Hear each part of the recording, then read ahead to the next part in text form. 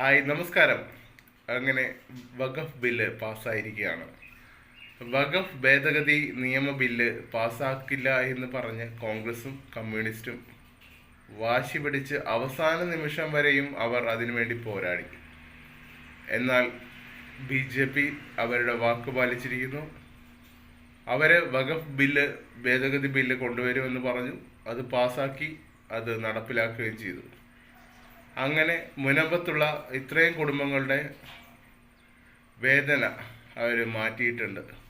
ഇനിയും പോരാട്ടങ്ങൾ തുടർന്നുകൊണ്ടേയിരിക്കും.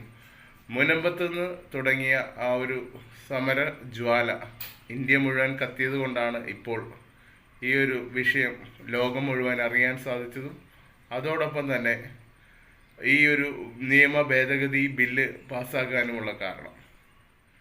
എന്തായാലും BJP സർക്കാർ മാത്രമാണ് മുനമ്പൻ ജനതയോടൊപ്പം ഉണ്ടായിരുന്നത്.